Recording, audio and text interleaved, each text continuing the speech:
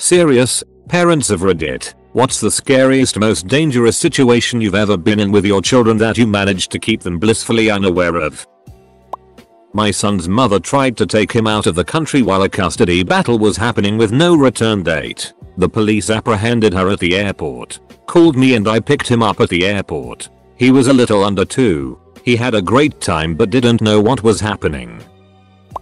Our family was up a mountain logging road when our Jeep got stuck in the snow. My wife decided to jog back down to fetch help while myself and my 6-year-old lumbered down at a slower pace. While going down, I made a game with my son out of counting how many squirrels we could spot. Why did I do that? Because it was the season when hungry bears were waking up and I wanted him to keep his eyes open, but I didn't want to tell him why.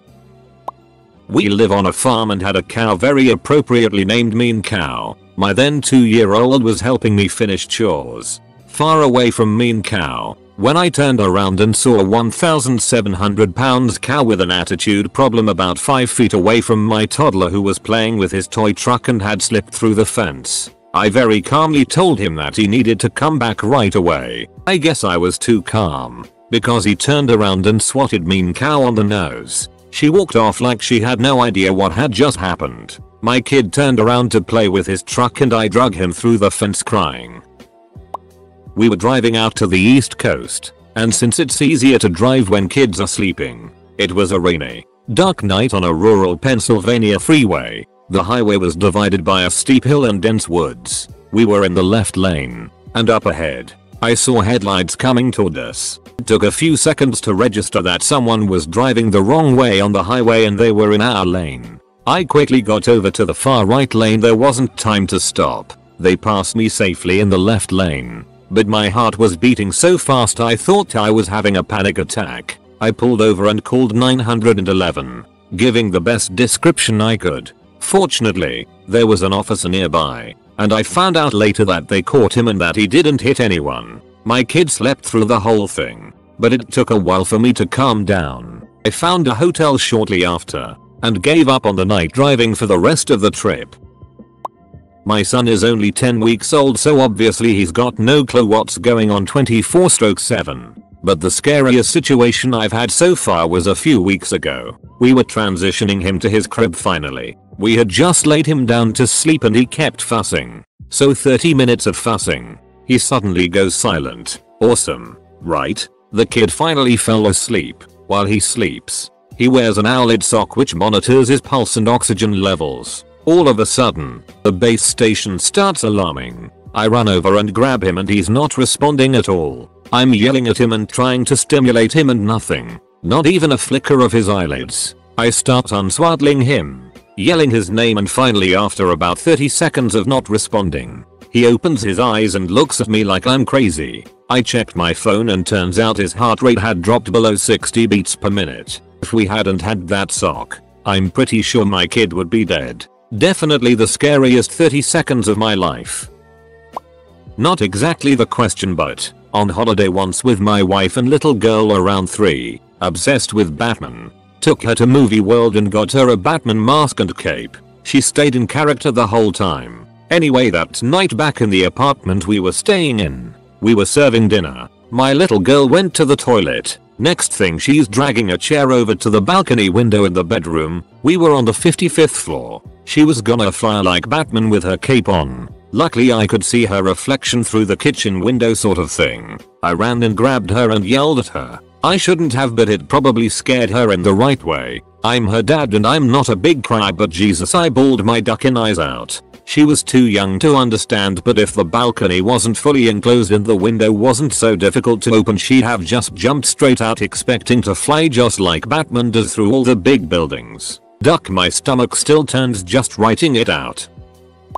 When my daughter was 5, she ran into our glass door. I quickly checked her over and she seemed fine, just a little shocked from the noise and glass going everywhere. Then I noticed a large pool of blood forming on the floor, and when I turned her around saw that she had a large, deep hole in the back of her arm. Without changing my demeanor at all, I quickly put my hand on the wound and applied pressure and calmly asked my partner to grab a towel and signaled him to go into the next room and call an ambulance. I then told my daughter that something really exciting was about to happen. An ambulance was coming and she was going to get to ride in it, and if she was really lucky they might put the siren on. We sat on the porch and sang songs and hugged her with the towel, putting pressure on her arm. As soon as the paramedics arrived they realized that she didn't know yet what had happened and played along, playing doctor bandaging her arm, and didn't let on at all that anything was wrong. I'm so grateful the mind is able to protect you from feeling pain from severe injuries. Last year my son was dying from brain tumors. There was literally no hope left of recovery. We didn't tell him. Our finances. My kids have no idea how close we've come to losing our home, vehicles, or not being able to buy food several times throughout the years. They are kids that don't need that stress. The police were having a shootout with a guy high as duck on meth. I told the kids it was fireworks and the police were there to keep everyone safe. We then got out of there faster than a douche bagel. My son was 1.5. I was at a friend's house in their front yard with them and another friend. They had a chain link fence in front of the house. A neighbor came over, and when the friend who was visiting went to walk towards him to see what he wanted, he drew a gun and aimed it at the friend, then at me holding my son. I turned away so my son was behind me while the guy freaked out saying one of us broke into his truck. My son didn't think anything of it, and cops were called. My son was around 3 when this happened. We were pulling up to our complex when I saw a couple standing outside yelling. We got into our condo when I heard her scream. We all ran to the window to see what happened, and the guy was standing over her holding her hair while he was throwing punches at her head. I told my GF to lock the door when I go out and call the cops. I looked at my son and told him they are playing UFC and I am going to play too. Now go to bed. During the scuffle I got hit in the face. Alert. When I came back in, my son looked at me and said, "Wow, next time I wanna play too." Despite getting my ass kicked I had to laugh. I was at a rest stop with my 2 daughters. My son and their dad were in a separate vehicle a few miles behind me, so I was letting the girls stretch and run around while we waited for the boys to catch up. I noticed a guy watching us. He got closer and his hand was down the front of his jeans. I started freaking out but didn't want to alarm the girls. I thought quickly and looked up at the restroom and said loudly, "Oh, there's daddy. He's finally done. Let's go." I even waved at the restroom building and said, "I'm over here, babe." My lie worked. The creep did a 180, and as soon as he was out of my vicinity I ran with the girls to my car and cried until I got to the next exit. I carry pepper spray now.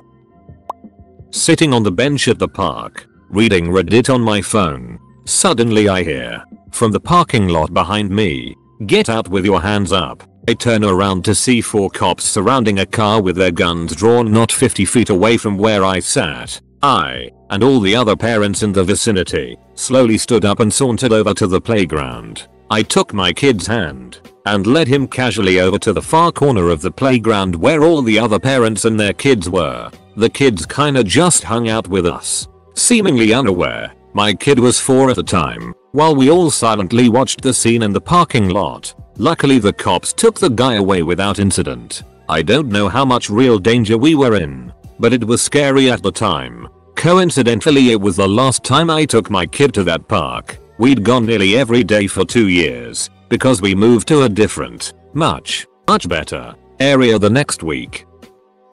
We were living in a very small cabin in North Carolina and a black bear was trying to get in. My kid was aware but only a little scared since she trusted us to protect her. My ex and I were ready to hoist her up into the loft and make as much noise as possible. Black bears aren't typically aggressive, but climate change has shortened the berry season.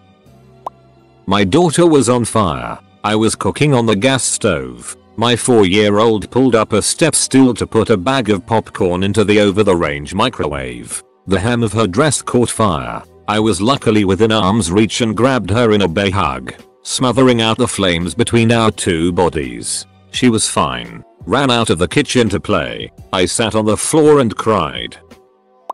I'm in the recovery stage of having a cancer removed at the moment. My son doesn't have a clue what's going on and dad's just tired a lot, and the bandages over the op spots are cuts or grazes from when I've fallen down at the playground or something. Hopefully in a year I'll be back to normal. Probably actually. The surgeries were a success. The doctors tell me, and I don't have to do chemo anymore, so I'm not as lethargic.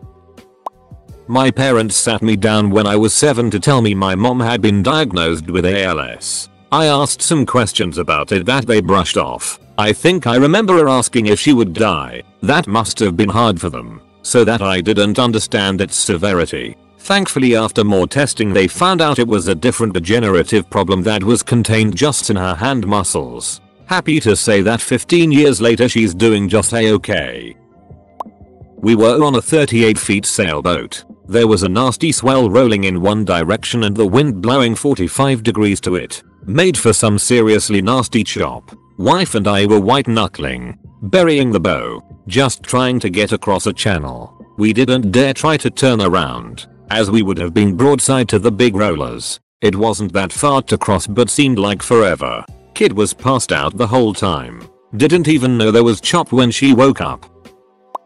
Kiddo fell down a flight of very steep 12+ steps at an aircraft museum. Bounced, rolled down, nose bleeding, cuts all over his face, shoulders and arms. Absolutely terrifying. Drove furiously to the nearest hospital. While driving he fell asleep in the back of the car. Cue me crying hysterically. Got to emergency. We were taken in immediately as a high-level trauma. Was there 4 hours under observation. Kiddo was fine. OMG. The sheer relief. No neck issues. No concussion. No head trauma. Kid is basically rubber at his age apparently. That could have gone horrifically wrong. I was the kid. We were living in Africa, in a rural area that gets some serious bushfires in the dry season. One night I woke up in the middle of the night and heard my mother moving around. My dad was away for work, so I went to her. She was standing at her bedroom window, fully dressed, shoes and all, looking out the window. It was black dark, no light anywhere, except a thick line of bright orange going all the way across the horizon. Massive bushfire. Too close. I asked her what we would do if it came our way, and she laughed and said it won't. I was little enough that I took her word for it and headed back to bed. Later on I found out she stayed at that window all night, trying to work out whether it was coming our way, at what point she should haul us out of bed and throw us into the car, how much petrol she had, and where the duck she should go. When I think about that night, what I remember is how beautiful it was. Because that's the other thing she said to me. Isn't it beautiful when she talks about that night? She still looks sick to her stomach.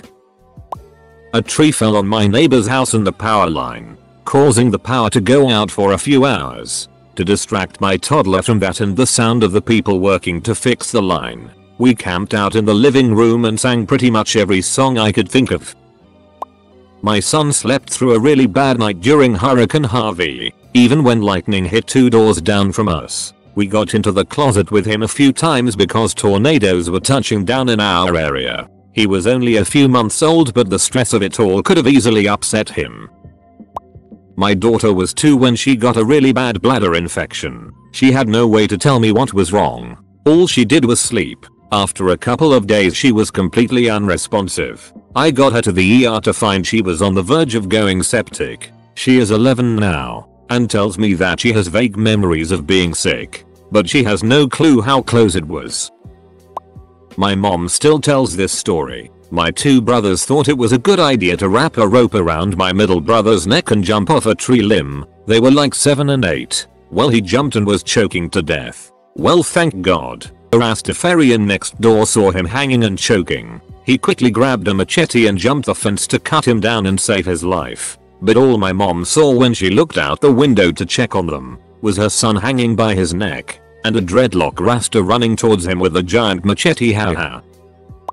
On holiday, we were on a small island off the coast of England. We'd gone for a walk with our 2.5-year-old daughter. We walked along the beach when we realized the tide was coming in fast. The path back was cut off. There were cliffs that were too steep to climb. We found some rocks that we led up that got us up onto the land. They were slippery as hell and I was terrified we'd fall. We made it a game. Our daughter had no idea how worried we were. Looking back, it was stupid to have not checked the tide times. I still go over it in my head and beat myself up for putting her in danger.